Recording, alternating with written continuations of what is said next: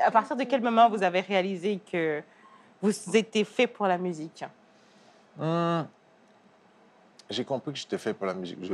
C'est vrai que la musique a toujours fait partie de moi. Le moment où je me suis posé vraiment cette réflexion, c'est après, quand on arrive, on est à l'école, je commence à m'emmerder sous les bancs d'école. Donc là, je me suis dit, qu'est-ce que je pourrais faire de ma vie? Et après, j'ai fait comme une rétrospective en disant, j'aimerais bien faire quelque chose. Parce que tu sais, à l'école, on t'envoie la conseillère d'éducation C'est ça. qui vient te dire, non, tu ne peux pas être plongeur, tu ne peux pas être scientifique parce que tu n'es pas bon en maths. Mais même si tu as envie de le faire, tout de suite, on te case et on réfléchit pour toi ce que tu as envie de faire. Donc ça sape ton rêve. Je me rappelle de ça, moi j'avais envie de faire de l'archéologie sous-marine. Parce que j'adore la plongée sous-marine. Et, Moi aussi. De l'océan. voilà. Et puis, on te dit, ouais, là. Et puis je me suis dit, bon, ça c'est mort. La cuisine, j'aime bien cuisiner. Donc je me suis dit, travailler dans un restaurant ou avoir mon propre restaurant ou dans un hôtel en tant que chef cuistot. Je me dis, ouais, c'est bien, mais après c'est contraignant, tu es tout le temps debout, tu vas faire des trucs. Mais j'aime bien manger, j'aime bien cuisiner. Et qu'est-ce qui fait partie de moi, que je fais, qui me donne du plaisir surtout? Je me suis rendu compte que c'était chanter. Parce que tout ce que je faisais, je chantais. Que quand je cuisine, je chantonne. Quand je fais la vaisselle, je chantonne. Tout, hein.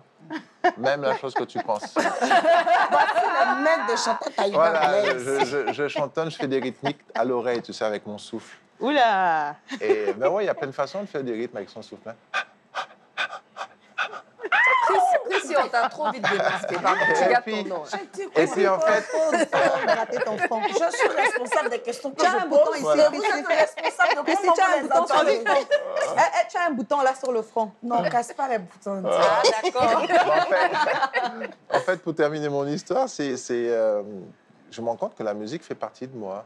Et c'est là que je me dis, on peut vivre de son art, on peut vivre de ça. Et là, je commence à rencontrer, à prendre des contacts et me former pour l'écriture, la composition. Et je rencontre des gens.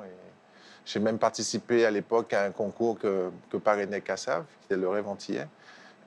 Contrairement à ce que les gens pensent, le groupe Kassav ne m'a pas aidé dans l'évolution de ma carrière. C'est un des musiciens de Kassav qui s'appelait César Dursin, qui était plutôt en retrait, parce que c'était le percussionniste, qui lui produisait des jeunes à l'époque. Et je suis allé le voir, et c'est là qu'il m'a proposé de rencontrer un autre musicien qui a intégré Kassav bien après. C'était Frédéric Caracas, qui était bassiste au sein du groupe. Et c'est là qu'il travaillait sur un projet de compilation avec des jeunes talents. Et j'intègre ce mouvement-là. Et ça s'appelait Coup Double. C'est sorti en 92. Il y a eu un deuxième en 93, mais pour moi, ce n'était pas mon album solo, c'était juste une expérience discographique où je rentre dans un studio, j'apprends un petit peu les techniques, les rudiments du métier. Et c'est qu'en 94 où j'ai écrit la chanson dont j'ai parlé tout à l'heure, Coup de foudre, qui a été le coup de foudre aussi avec le public, puisque cette chanson m'a propulsé, même ici en Afrique. Les gens m'écoutaient au Congo, m'écoutaient partout, je ne savais même pas. C'est mon ex-beau-frère, qui était de Centrafrique, République centrafricaine, qui a épousé ma sœur aînée, et qui me dit, ouais, mais dans la famille, on parle que de ta musique et tout. J'ai dit, ah ouais, je ne savais pas. Et puis après, finalement, c'est en 95 que je viens pour la première fois au Gabon, où on me décerne un trophée aux Africa Music Awards, et où je suis reconnu comme étant meilleur album Caraïbes, meilleur artiste. Et là, c'était vraiment c'était super émouvant, parce que je me suis dit, j'arrive à un endroit, personne ne me connaît. Parce qu'à l'époque, il n'y avait pas Internet, il n'y avait pas tous ces trucs de communication. Les gens s'envoyaient les trucs par la poste, on voyait des VHS pour les clips et tout ça. Et c'est comme ça que ça s'est fait, le buzz est né comme ça. Et je suis arrivé en Afrique et je ne pouvais même pas rentrer dans ma chambre d'hôtel. Tu vois, il y avait les filles. Elles étaient partout. Et c'était énorme, je ne pouvais pas sortir. Ben écoute, ça m'a plutôt surpris, mais c'est vrai qu'après, j'ai plutôt apprécié.